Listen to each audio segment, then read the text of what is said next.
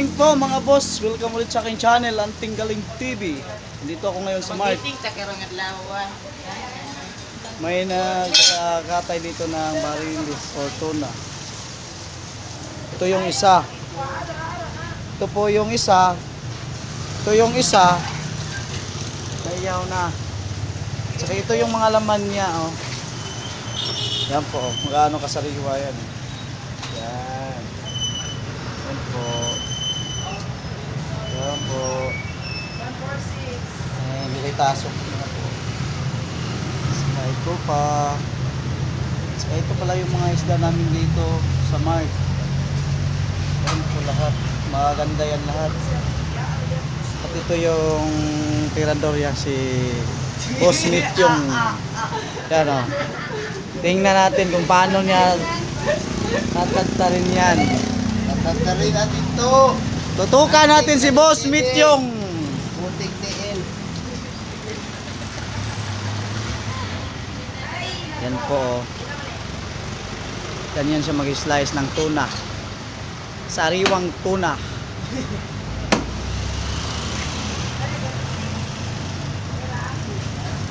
Yung mga laman niya. Oh. Nakabalot na. Ayan o. Oh. Hali na. Hali na. Hali na kasi? Gumay? Binili ni Bado. Ayan po. Sarap sa tinula. Kinilaw. Kahit anong luto po. Ano raw? Saka may black meat. Sarap sa adobo. Ito pa yung plastada namin dito sa Mart. Pag ganitong oras, wala pa masyadong namimili. Kumayang hapon, mga bandang alas 4, umpisa lang yung bakbakan dito.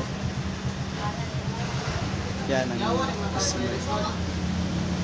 ito po yung GCP Wheat and Buy Good Store One Stop Shop.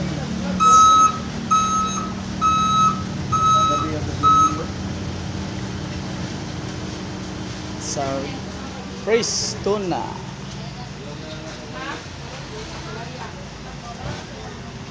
Ganyan po kami dito mga boss. Sariwa talaga. Ngayon lang kinatay. Ayun, dalawa yan kasi. Yun ang isa hindi pa nakatay.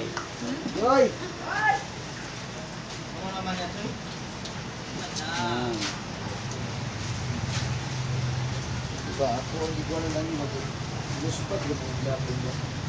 Kita mo naman yung laman. Oh, ang ganda. Oh. Pink na pink. Ito na yun.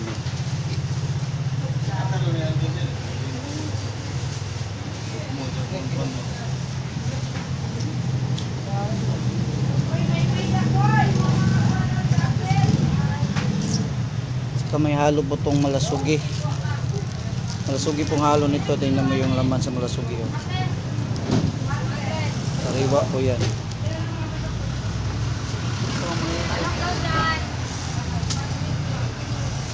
May iba pa dito.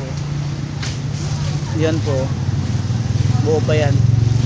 Baka mamaya pa tatantarin. Ito yung nasa 40 kilos. 40 pataas.